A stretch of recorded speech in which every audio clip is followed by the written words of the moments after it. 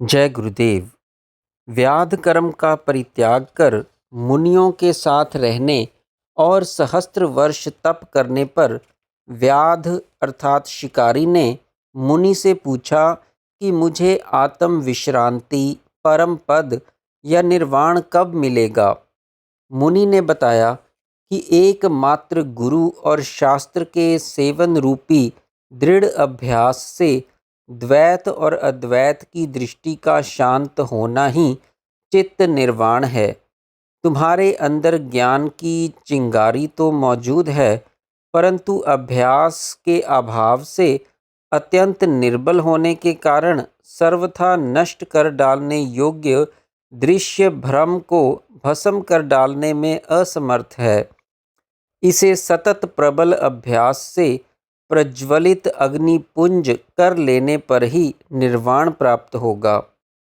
मुनि ने व्याध को तप द्वारा ब्रह्मा जी से वर प्राप्त करने, मृत्यु को प्राप्त होकर राजा सिंधु के रूप में जन्म लेने और मंत्री से तत्वज्ञान सुनने तक का उसका सारा भविष्य उसे बता दिया, जिसे सुनकर व्याध आश्चर्यमगन हो गया। इस प्रकार अकारण ही सुहृद बने मुनि और व्याध तप, साधन और शास्त्र अभ्यास करते रहे। कुछ समय में मुनि तो निर्वाण को प्राप्त हो गए और व्याध तप करता रहा। तब उसकी कामना पूरी करने ब्रह्मा जी वहाँ आए। मुनि के उपदेश से भौतिक कामना पूर्ति के वर की व्यर्थता जानते हुए भी वासना के आवेशवश व्याध ने वही वर मांग लिया। वर के प्रभाव से व्याध विशाल काय होकर गरुड़ के समान आकाश भ्रमण करता रहा, परंतु लंबा समय बीतने पर भी उसके अविद्या भ्रम का अंत नहीं हुआ। तब उसे अपनी इस अवस्था से वैराग्य हो गया और उसने प्राणों का विरेचन करने वाली योग धारणा से आकाश में ही प्राण त्याग दिए। उसका मेरु पर्वत के समान विशाल काय शव तो वज्र के समान घोर शब्द करता हुआ भूतल पर आ गिरा और उसके चिदात्मा संवित ने राजा विदुरथ के शत्रु राजा सिंधु के रूप में जन्म ले लिया। विपश्चित भास को इतना वृत्तांत सुनाकर अग्निदेव ने उसे प्रकृति व्यवहार के समान स्थिर भूमंडल में अभीष्ट दिशा की ओर जाने का निर्देश दिया और वे स्वयं इंद्र द्वारा आहूत यज्ञ में चले गए। अविद्या के सुदृढ़ संस्कारों से भ्रमित हुआ विपश्चित भास अगणित जगत, उनके भिन्न भिन्न आचार विचारों, रूपों और अनेक चित्र विचित्र अनेकानेक विविध प्राणियों को देखता हुआ चिरकाल तक आकाश में ही विचरता रहा। स्वपन कालिक मनोमात्र शरीर होने के कारण उसने उन सब का अंत होते हुए तो देखा, परंतु पंचभूतात्मक अविद्या या माया का अंत उसे नहीं मिला। तब खिन्न होकर वह मोक्ष सिद्धि के लिए तप करने का विचार करने लगा।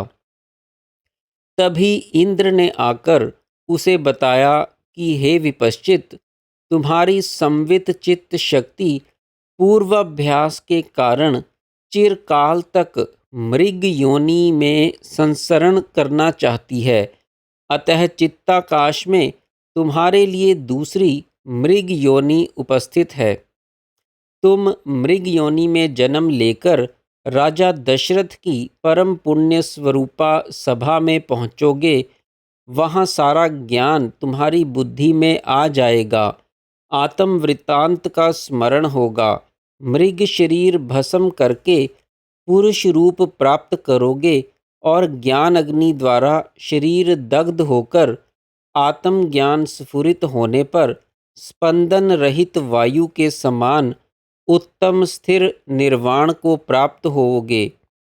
देवराज इंद्र के इतना कहते ही विपश्चित के चित्त में इस वन में मैं यह मृग हूँ ऐसी दृढ़ धारणा उत्पन्न हुई और वह मृग बन गया। प्रश्न: क्या एक असंकल्प पुरुष दूसरे की संकल्पित सृष्टि की वस्तुएं देख सकता है, जैसे कि इंद्र ने विपश्चित के संवित में मृग योनि के संकल्प को देख लिया था?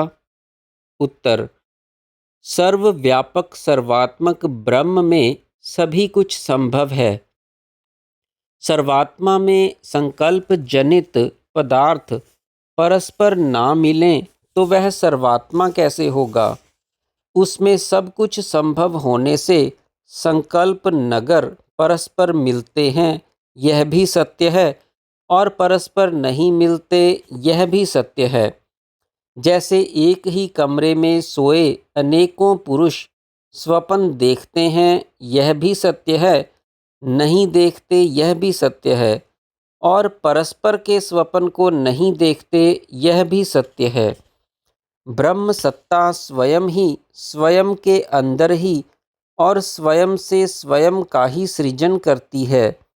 जैसे निर्मल मणि स्वयं ही स्वयं के अंदर ही अपनी अनेक प्रकार की चमक या किरणों का सृजन करती है। पूर्ण अर्थात व्यवधान रहित अनादि अनंत ज्ञान दृष्टि प्राप्त हो जाने पर ज्ञान अज्ञान सत असत दृष्टा दृश्य आदि सभी कुछ भेद रहित एक चिन्ह मात्र ही है। नानात्व या भेद बुद्धि अविद्या का कार्य है। इसका ज्ञान हो जाने पर यह अविद्या या माया भी ब्रह्म रूप ही हो जाती है। अपना आत्मा परमात्मा रूप महासागर है, जिसमें स्वतः सहज स्वाभाविक ही शून्यात्मक सृष्टि रूपी लहरें और आवर्त उठते रहते हैं। जागृत और स्वप्न की समानता भली भांति समझ में आ जाने और समता प्राप्त हो जाने पर इन दोनों की काल्पनिक भिन्नता नष्ट हो जाती है। जैसे नियम रहित सहस्त्रशः स्वप्न जीवन भर होते ही रहते हैं, इसी तरह निर्वाण होने तक अज्ञान में सहस्त्रशः जागरण भी होते ही रहते हैं। जैसे बीते हुए अनेकों स्वप्न याद आ जाते हैं, वैसे ही बीते हुए जन्मों की स्मृति कराने वाली योग धारणा से बीते हुए सैकड़ों जन्म भी जाने और देखे जा सकते हैं। इस प्रकार दृश्य और सृष्टि के समान जागृत और स्वप्न दोनों का अर्थ एक ही है। लहरों आवर्तों भंवरों में जल के समान इस सृष्टि दृश्य आदि सभी कुछ में चित्त स्वभाव चिदात्मा ब्रह्म ही विवर्तित है, जो सृष्टि या जगत नाम से देखा और कहा जाता है। यह दृश्य संसार अज्ञानी को ही भ्रमित कर दुख देता है। ज्ञानी के लिए तो यह परमानंद रूप ब्रह्म ही हो जाता है, दिखता हुआ भी नहीं दिखता और वर्तमान रहता हुआ भी ब्रह्म रूप ही रहता है। जय गुरुदेव।